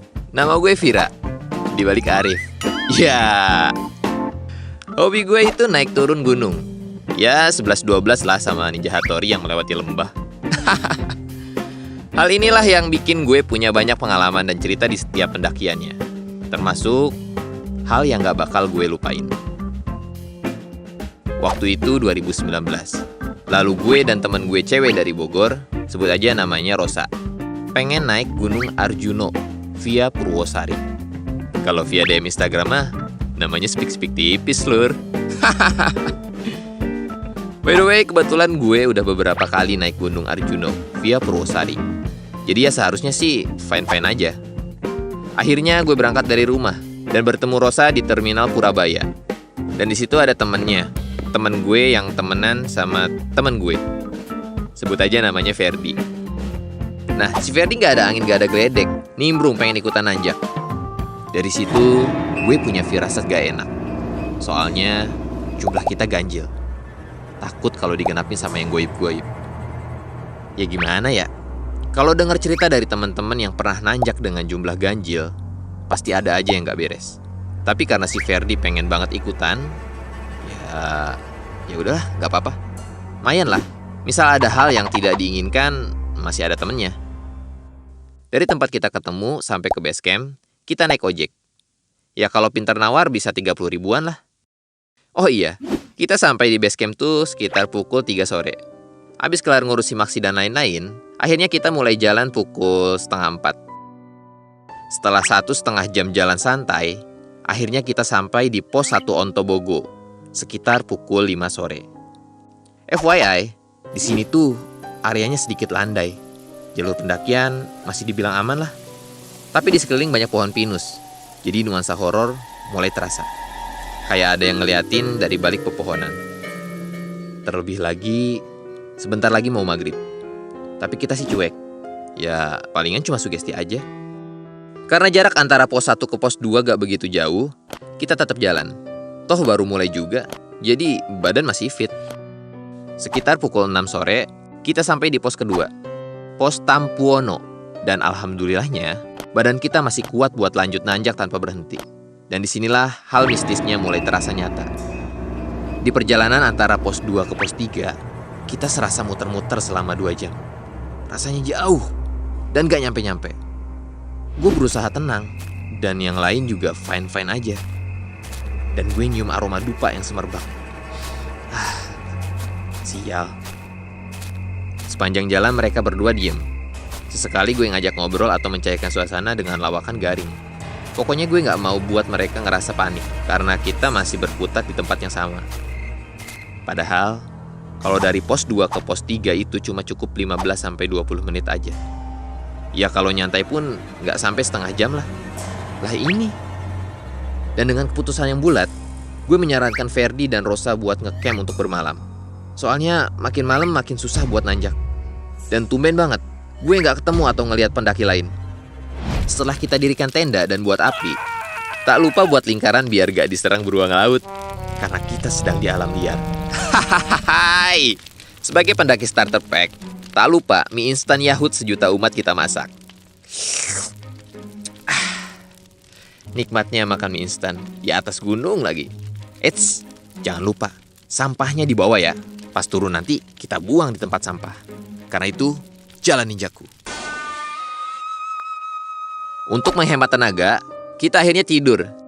Kabar baiknya, semalaman kita tidur pulas tanpa ada hal yang mengganggu. Keesokan harinya, setelah mengumpulkan cakra ala Naruto, kita melanjutkan perjalanan menuju puncak Gunung Arjuno. Dan anehnya, ternyata pos 3 berada di dekat tempat kita bermalam. Tapi, kenapa semalam serasa jauh dan muter-muter ya? Bodo amat. Yang penting kita nggak kenapa-napa. Singkat cerita kita udah sampai di pos 4, dan semuanya masih aman terkendali. Kita akhirnya sampai di Mangkutoromo, alias pos 5 pukul 1 siang. Di sini kita mutusin buat istirahat lemesin kaki yang udah gemeter kecapean. Sekalian makan siang. Di sini gua ngobrol tipis-tipis sama Rosa dan Ferdi. Ternyata kita punya kesamaan. Sama-sama jomblo. Sebagai trio jomblo, nggak ada salahnya bisa menaklukkan Gunung Arjuno. Mungkin sepulang dari sini, pas sampai rumah, gue dijodohin gitu sama anak cantik di komplek gue. Hai.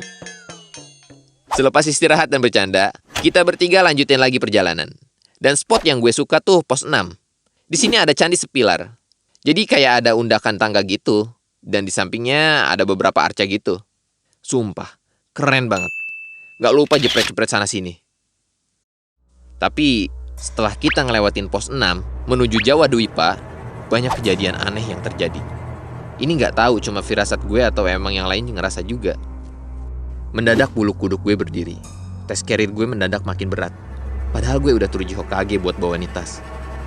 Sumpah, gak bohong. Ini beratnya gak kayak biasanya. Dan hal ini bikin gue ngos-ngosan. Mana treknya nanjak, gak ada bonus-bonus pula. Saking betenya, gue melepas kalimat mutiara. Janca! Abot banget kitasku! Seketika Rosa dan Ferdi berhenti dan menatapku keheranan. Gue cuma bisa balas senyum. Gue sadar sih, hal yang gue lakuin itu gak baik. Apalagi ini di gunung bro. Berhubung carrier gue berat banget, yang awalnya gue jalan di paling depan sebagai leader, akhirnya pindah ke paling belakang. Jadi di depan Ferdi, di tengah Rosa, dan gue nyuruh mereka jalan duluan aja. Gue akhirnya memutuskan duduk di tempat yang sekiranya bisa buat istirahat. Gue lepas carrier gue dari punggung. Dan seketika ada tak berhenti dong. Nongol gak ada akhlak. Saking kesalnya gue refleks marah. Nek meh melu yo monggo. Tapi gak usah ngabot-ngaboti carrierku. Marah kayak kesel. Yang artinya kalau mau ikut ya silahkan, tapi jangan beratin carrier gue. Bikin capek. Dan gak lama berselang, Ferdi turun dan berteriak ke arah gue. Mas, ayo ditunggu Mbak Rosa tuh di atas. Gue bilang, iya bentar ya, masih menikmati pemandangannya nih. Belum tahu aja tuh anak gue habis ngomelin kuntilanak. Gue secara pribadi udah komit, gak akan cerita saat di jalan. Dan malah bikin anak-anak parno. Nanti aja lah, pas udah turun baru cerita. Akhirnya gue mutusin buat jalan dengan Mbak Kunti, yang masih saja duduk santuy di atas carrier gue. Dan masih terasa berat banget. Takut gak? Ya sebagai manusia normal, ya takut. Diam-diam gini dalam hati gue baca doa segala macem, biar gak ditempel mulu. Dengan penuh keringat dingin, akhirnya sampailah gue di pos 7, Jawa Dwipa, sekitar pukul 17.40. Nah, setelah carrier gue turunin, Mbak Kunti itu mulai menghilang dan dalam hati gue merasa lega. Akhirnya, di sini kita pasang tenda dan makan sebagai persiapan ke tujuan akhir, yaitu Puncak Gunung Arjuno. Seperti biasanya, kita habiskan waktu untuk ngobrol tipis-tipis untuk melepas penat sambil ngopi. Sesekali Ferdi mencoba merayu Rosa dengan gombalan basinya. Tapi Rosa sih cuma cengar-cengir ae. Nggak terasa waktu udah menunjukkan pukul 11.10 malam. Udara malam hari itu menusuk sampai ke tulang. Ditambah lagi angin yang kencang. Berasa dijuru sama avatar Aang. Tiba-tiba si Rosa memecahkan keheningan dengan nyeletuk. Kok gue dengar ada yang ketawa-ketawa ya? Hihihihi gitu. What? Sontak gue bilang. Ah, kagak ada kok. Itu paling suara angin bergesekan gitu sama pohon. Ah, udahlah. Udah malam nih. Tidur yuk. Besok kita summit. Gue memaklumi kepolosan Rosa yang gak ngerti tentang permistisan duniawi. Ya, meskipun dia udah naik gunung di mana aja, mungkin dia tipikal yang gak peka atau belum ditunjukin aja sama yang begituan. Malam itu gue tidur pules banget. Mungkin karena seharian pegel boncengan ladies berbaju putih itu. Besok paginya jam 5 subuh kita semua bangun. Badan gue fresh banget. Terus jam 5:30 pagi kita berangkat summit. Singkat cerita kita sampai di puncak Gunung Arjuno pukul 10 pagi. Ah, leganya. Cuaca kali ini lumayan bersahabat. Jadi kita masih sempat lihat pemandangan dari atas. Di sini kita jepret-jepret dan mengibarkan bendera Republik Ceko. Yoi. Ya gak lah, bendera merah putih jelas di hati. Ahai! Kebetulan di sini kita menjumpai beberapa pendaki. Gak banyak sih, kayak ada 7-9 orang lah. Tapi kita memutuskan pulang lebih dulu, biar tepat waktu. Pas kita turun, beberapa orang ada yang baru naik. Ini serunya, bertegur sapa dengan orang baru di jalanan. Sampai di Jawa Dwipa, kita berkemas tenda dan beberes untuk turun. Karena semuanya berjalan baik-baik aja, gue jadi jauh merasa tenang. Gue mimpin barisan di paling depan sampai akhirnya tas gue mendadak berat lagi dong. Gue coba nengok ke belakang. Kok ada rambut panjang? Perjalanan gue ke Mangkutoromo ternyata jadi menegangkan. Lagi-lagi gue ngeboncengin si Kunti dan sialnya lagi, jarak gue sama Ferdi dan Rosa cukup jauh. Pengen pelan-pelan dan nunggu mereka tapi tanpa dosa mereka malah berhenti istirahat sambil makan cemilan. Kalau gini keadaannya, gue cuma bisa kumat-kamit baca doa ya Lord. Terus gue teriakin mereka, suruh cepetan. Besar harapan gue ketika udah sampai Mangkutoromo, nih Kunti ngilang. Dan gak berselang lama, mereka nyusul gue yang super buru-buru ini. Terus Rosa yang penasaran nanyain gue, Rif, kok lu jalannya cepet banget? Kebelet berak lu ya? Gue yang cengengesan cuma bisa jawab, enggak kok, cuma pengen cepet-cepet pulang aja. Udah kangen sama ponakan di rumah. Sampai di Mangkutoromo, tuh ladies berbaju putih menghilang. Leganya.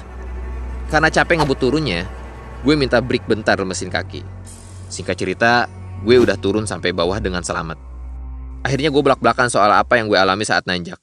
Dari yang boncengin Kunti pas naik dan turun, sama kejadian di awal yang serasa muter-muter gak nyampe.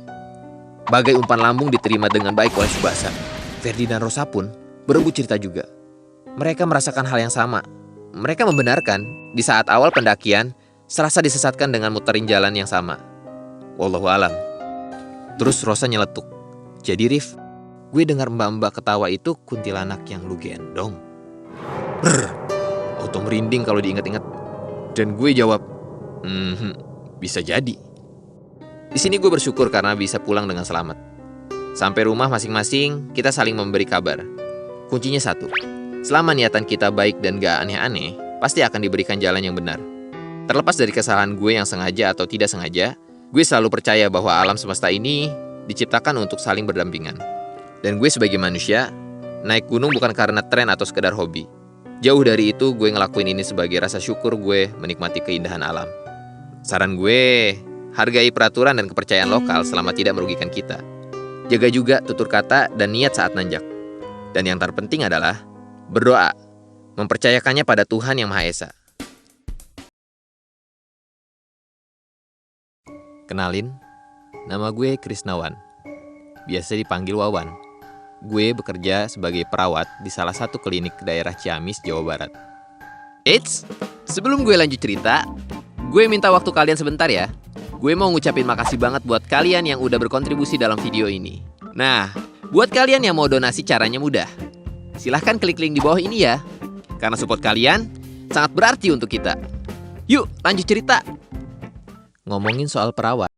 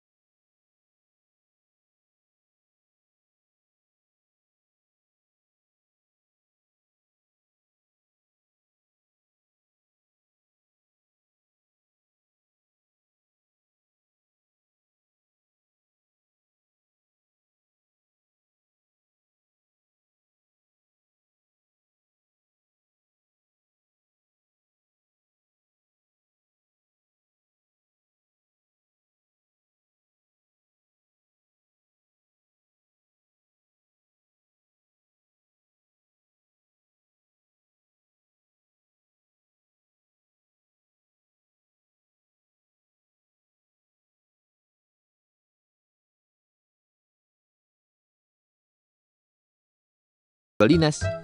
Minta teman untuk joki jadwal gue aja deh. Hari Kamis itu juga gue berangkat pada sore hari. Dan baru sampai di base camp gunung tempat peristirahatan terakhir pada tengah malam. Ya istirahat dulu semalam. Lumayan buat ngilangin rasa capek. Soalnya pegel juga duduk di bis 6-7 jam.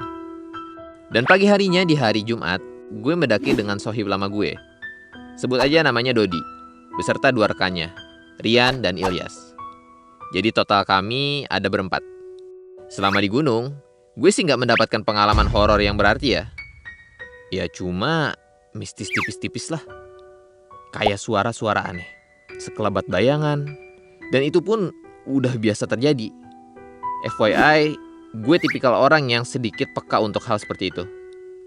Singkat cerita, tiba saatnya gue harus kembali pulang dan bergelut kembali dengan rutinitas tanpa batas. Pada hari Minggunya, tanggal 28 Juli 2019, gue kebagian piket sore hari. Hari itu gue gak mood banget, soalnya saat itu badan gue lagi gak fit. Rasanya lemes, dan cuaca di luar lagi gak jelas. Kadang hujan, kadang reda. Mungkin ini efek kecapean udah lama gak naik gunung. Gue kebagian jadwal piket di lantai 2. Kebagian rawat inap syaraf. Sekitar pukul 18.30 sesudah maghrib, gue lagi menulis buku catatan rekam medik pasien. Tiba-tiba gue dengar suara kayak ada yang mukul pegangan tangga gitu. Ting, ting, ting. Pegangan tangga besi yang menuju rooftop. Dan akhirnya suara itu hilang dan gue jadi jauh lebih tenang. Awalnya gue memilih cuek dan fokus sama kerjaan. Tapi bunyi itu terdengar berkali-kali. Setelah sempat tenang, karena gue mulai kesel sama tuh suara, akhirnya gue samperin tuh sumber suara. Gue cek tangga itu yang terletak di ujung ruangan. Sesampainya di depan tangga, gue ngerasa merinding. Apa yang terlihat? Sesosok perempuan berbaju lusuh, kotor, berambut kusut panjang, membelakangi gue tepat di ujung tangga menuju rooftop. Kaki gue tiba-tiba membeku. Pita suara gue pun kaku, gak bisa teriak kayak dibungkam. Tiba-tiba, kepalanya berputar dengan posisi badannya masih membelakangi gue. Dengan lembut sosok itu berkata, "Awakmu wangi, mas." Tapi tetap aja bagi gue itu bukan suara perempuan yang indah. Karena itu setan yang nyeremin. Gak tahu kenapa, mendadak penglihatan gue itu mulai kabur, buram beberapa detik. Sosok tersebut tak terlihat lagi disertai kaki gue, yang udah gak kaku lagi. Lantas, gue beristighfar. Astagfirullahaladzim. Buru-buru gue jalan menuju nurse station, mengambil minum, lalu menghela nafas. Anjir, apaan tuh tadi? Setan. Masih gak habis pikir. Ini pertama kalinya gue lihat makhluk halus secara gamblang. Singkat cerita gue pulang. Keesokan harinya gue demam. Akhirnya gue gak bisa piket dinas seperti biasa. Yang harusnya gue dinas jatah pagi, malah jadi minta izin buat gak masuk kerja. Pada malam harinya, demam semakin menjadi-jadi. Gue paksa tidur, tapi susah banget. Rasanya selalu gelisah. Tapi lama-kelamaan gue tertidur juga. Dan mendadak gue terbangun karena wajah tuh setan nongol di hadapan gue. Tepat jam 2 dini hari, gue terjaga semalaman. Dengan rasa sakit seperti ditekan benda berat di daerah kening. Badan gue makin panas. Dan setelah gue ukur pakai termometer, ternyata mencapai 39 lebih. Besok paginya, siang sampai sore, bahkan malam, gue udah mulai membaik. Gue yakin bentar lagi bakalan sembuh. Tapi lagi-lagi ternyata gue kebangun lagi pas jam 2 dini hari. Dan lagi-lagi gue kebangun setelah mimpiin tuh wajah setannya. Rasa sakit itu gue alami lagi. Nyeri pada kening seperti ditekan benda berat. Demam tinggi bikin gue bingung. Keluarga gue pun begitu. Alhasil gue dirawat di RS. Yang gue alami sama aja. Siang, sore, malam, sehat. Pukul 2 pagi selalu demam. Sakit di kening seperti ditekan benda berat. Anjir, ini kenapa sih? Sampai akhirnya keluarga gue bertindak dengan sigap.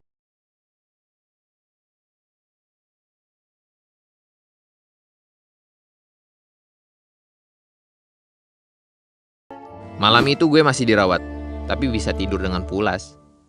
Alhamdulillah gue bangun pas azan subuh. Gak keulang lagi tragedi jam 2 yang membuat gue tersiksa. Gue udah kembali sehat. Setelah dirasa sehat, gue memutuskan untuk pulang.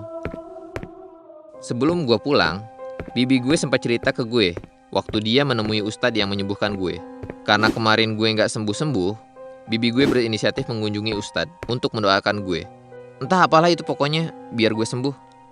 Nah, gokilnya pas dia datang ke rumah tuh ustadz, bibi gue belum sempat cerita kejadian yang dialami gue. Tahu-tahu ustadznya letuk dan bisa menebak isi atos di wetannya. Deh karunya, nahan beka dia tuh. Kata Pak Ustadz pada bibi gue yang artinya, duh kasihan ini si kakak, sudah berkunjung dari arah timur ya. Kenapa baru mengunjungi saya sekarang? Dan Pak Ustadz itu mengatakan apa yang gue rasa sebelum bibi gue menceritakannya. Detil, termasuk rasa sakit yang gue alami di saat jam 2 malam. Usut punya usut, kata Pak Ustadz, ada makhluk yang tertarik sama gue. Aneh banget gak sih? Gue gak ganteng-ganteng amat loh.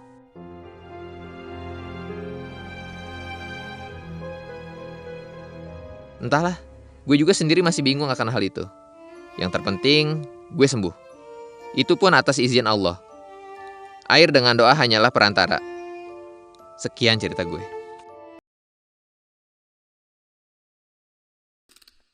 Apa sih yang terbesit di dalam benak pikiran kalian saat mendengar kata liburan? Happy? Hangout sama temen? Banyak keseruan? Tapi nyatanya itu gak gue dapet. Jadi gue punya cerita. Cerita tentang liburan gue di Bandung yang berujung petaka. Kenalin, nama gue Uca. Dan gue tinggal di Bogor. Berhubung gue lagi penat sama kerjaan, gue pengen banget gitu refreshing. Lumayan lah buat gademin pikiran. Eits, sebelum gue lanjut cerita, gue mau ngucapin makasih banget buat kalian yang udah berkontribusi dalam video ini. Nah, buat kalian yang mau donasi, caranya mudah. Silahkan klik link di bawah ini ya, karena support kalian sangat berarti untuk kita. Yuk lanjut cerita. Jadi waktu bulan Juli kemarin, gue dan temen gue sebut saja si A, berniat untuk staycation di Bandung selama 3 hari 2 malam di salah satu hotel yang unik banget. You know lah, kalau ciwi-ciwi tuh suka banget sama tempat yang instagramable. Oh iya, kita tuh udah pesan hotel itu dari 2 minggu sebelum berangkat. Pokoknya mah udah di-planning rapi banget. Di hari pertama, gue check-in sendiri. Soalnya teman gue si A gak bisa nemenin. First impression gue ke hotel ini tuh suka banget. Sumpil nih, hotelnya tuh lucu sama unik gitu. Saat itu di benak gue gak ada pikiran yang aneh-aneh sama hotel ini. Akhirnya masuklah gue ke kamar yang dituju. FYI, kamarnya madep ke halaman gitu. Nah, gue buka pintu sambil salam dengan sopan. Tapi mendadak gue disambut dengan hawa ruangan yang panas. Rasanya jadi gak enak gitu. Tapi gue masih berusaha untuk berpikir positif. Mungkin perjalanan panjang bikin gue rada sumpek aja kali ya. Terus gue buru-buru mandi dan siap-siap buat jalan-jalan plus meet up bareng teman-teman gue waktu masih kuliah dulu. Ada kejadian aneh banget pas gue lagi mandi. Rasanya tuh dari luar kayak ada yang ngintipin gue gitu. Tapi masa iya sih? Perasaan gue udah ngunci pintu kamar deh. Dan entah kenapa saat itu juga gue ngerasa ngap banget gitu. Berasa banget kamar mandi mendadak sempit. Kayak ada sesuatu yang gede tapi gue gak tahu itu apaan. Gue berusaha tetap fokus dan menggeleng-gelengkan kepala. Singkat cerita, gue yang udah merasa gak nyaman memutuskan untuk buru-buru cabut dari tuh kamar mandi buat ketemu teman gue. Gue ketemu sama si A di kafe. Lega banget rasanya. Di luar gue bener-bener menikmati suasana kota Bandung sampai jam 9 malam. Ngobrol ngalur ngidul mengenang masa-masa kuliah. Selesai nongkrong, gue sama si A ke hotel bareng. Yeay, bisa gibas malam suntuk nih. Semoga malam pertama staycation di Bandung jadi seru. Pas kita masuk kamar, suasana jadi gak enak. Rasanya sama persis kayak pas awal gue check-in ke kamar ini. Dan entah kenapa teman gue si A bilang kalau dia lagi dapet.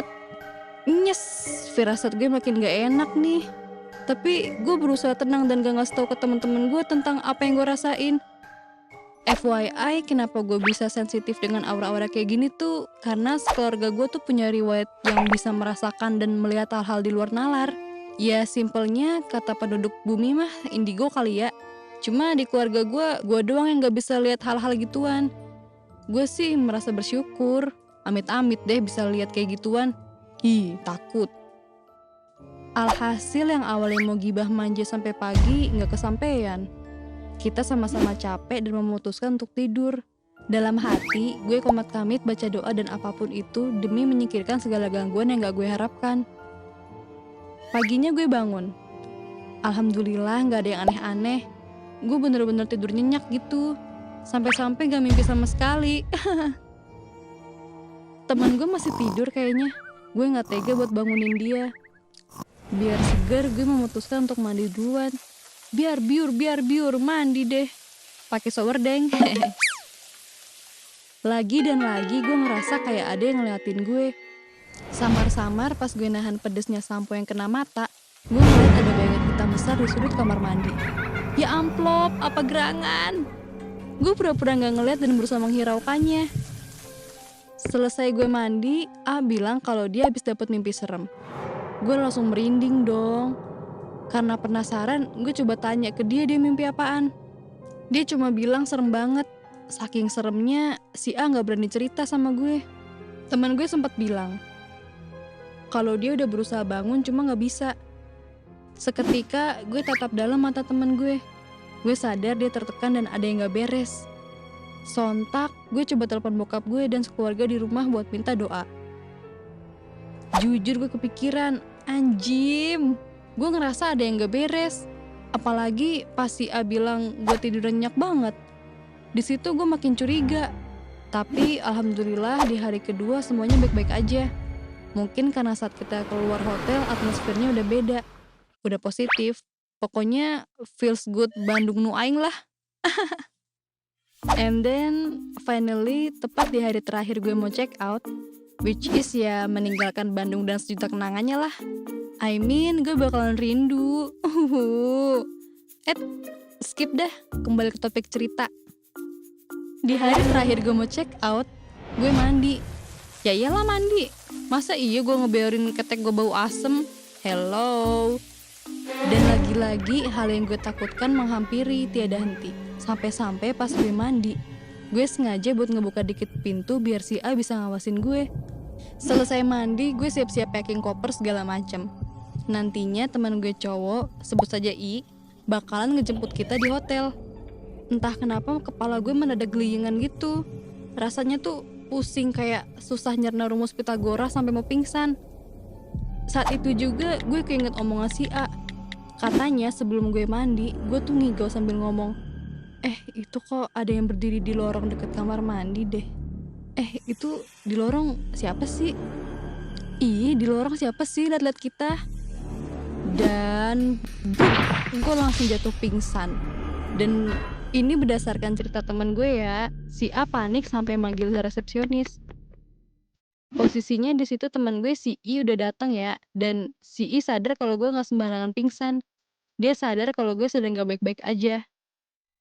Seketika gue mengambil posisi tiarap dengan rambut terurai. Tangan gue mencengkeram lantai. Seolah-olah badan gue kayak patah-patah gitu. Di sini posisi gue udah kerasukan ya guys. Rasanya campur aduk.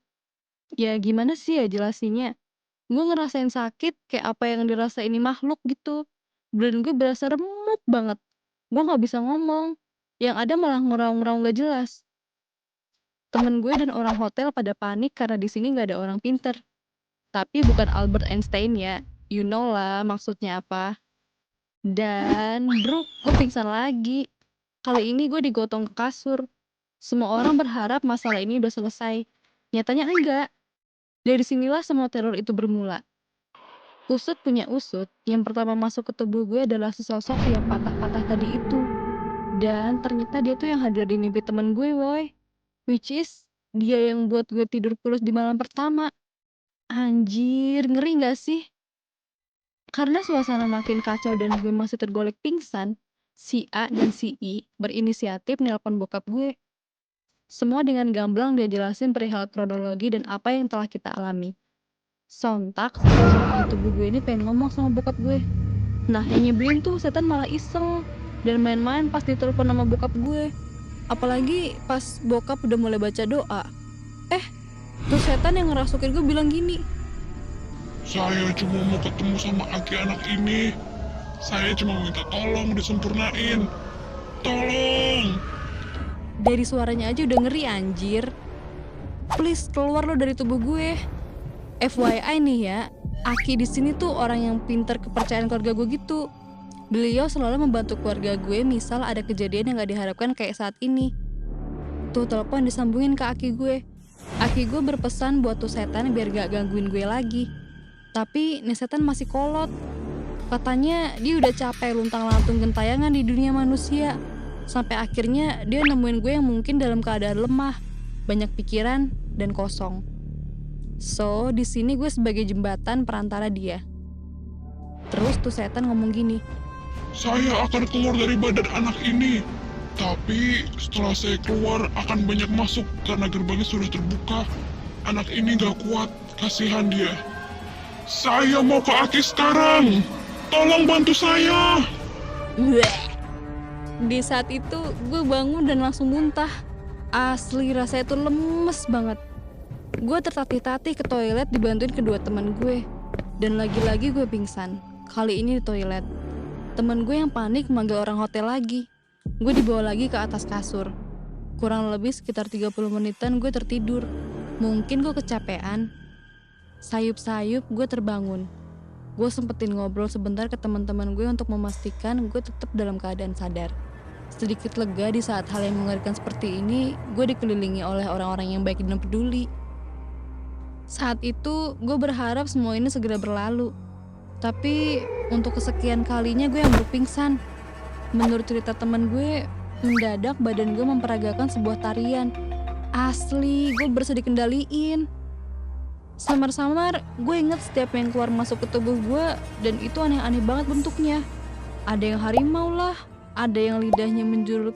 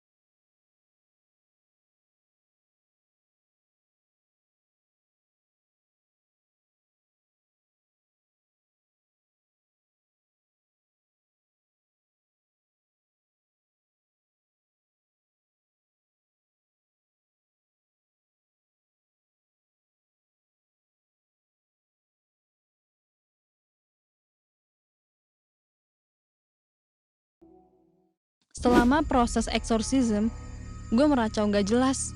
Yang pasti bukan gue yang ngomong, melainkan Mr. J yang ceplas-ceplos. Anak ini udah kecapean. Gara-gara banyak banget yang masuk ke badannya. Fisiknya udah saya kuasai.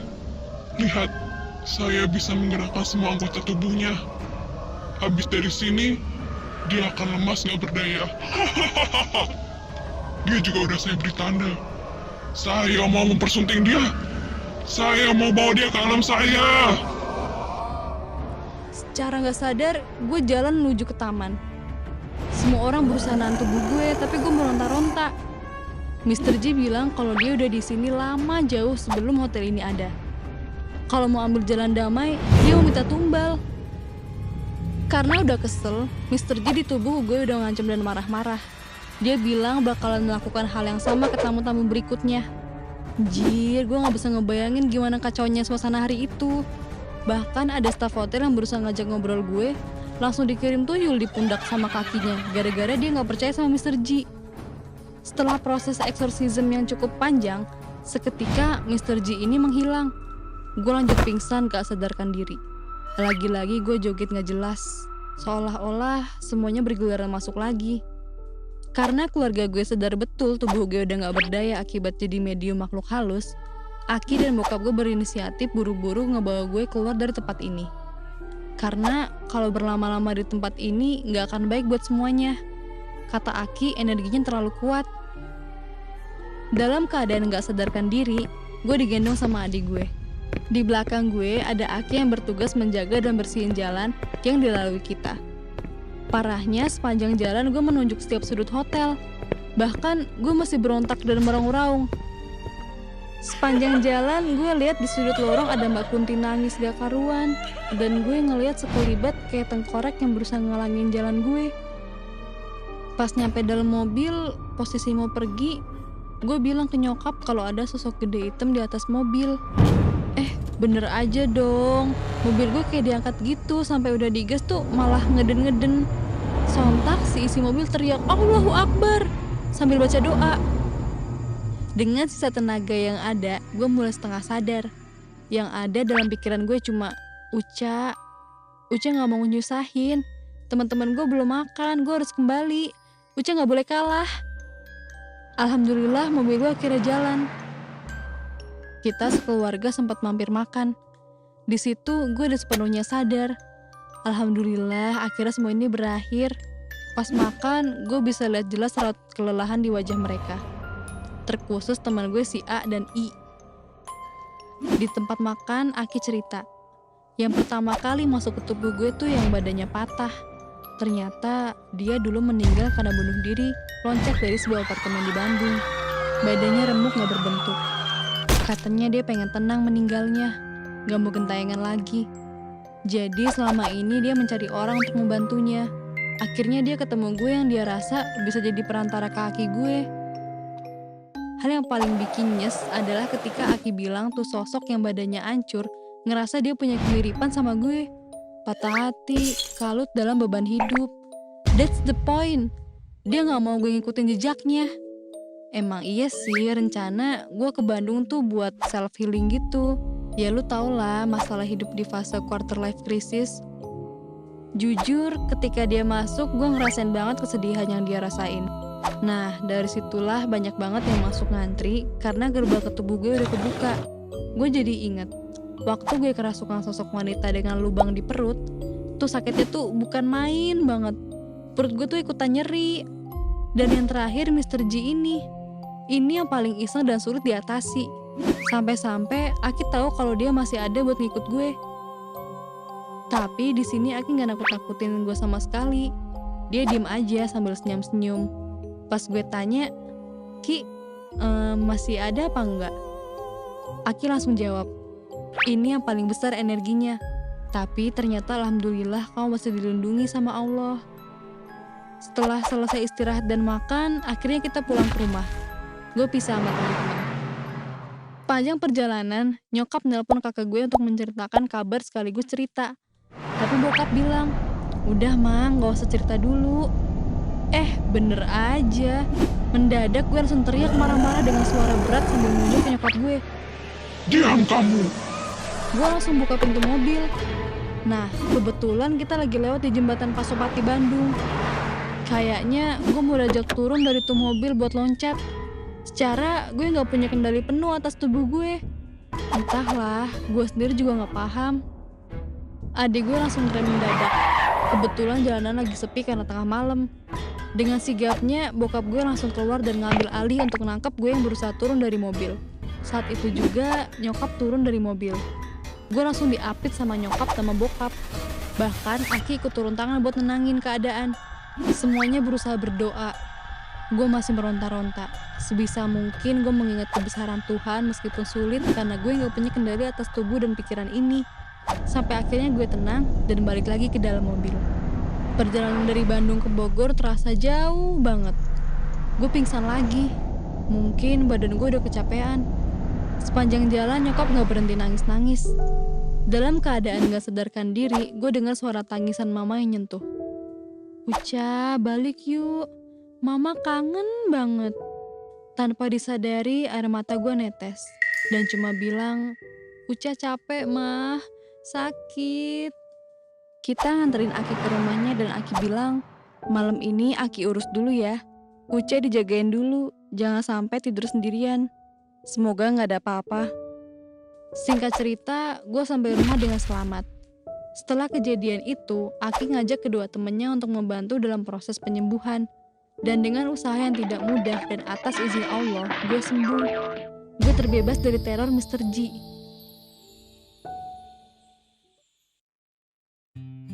Staycation yang harusnya jadi seru malah berujung petaka. Gue gak menyalahkan siapa-siapa sih. Mungkin dari diri gue sendiri juga dalam keadaan down dan rentan akan hal-hal di luar nalar. Please banget buat kalian yang lihat cerita ini bisa diambil hikmahnya. Dan sekali lagi, dilarang keras menanyakan dan membahas tempat kejadian perkara karena tidak etis. Dan di sini tidak ada maksud atau tujuan menjelekkan beberapa pihak. Berdayakan hal yang baik ya.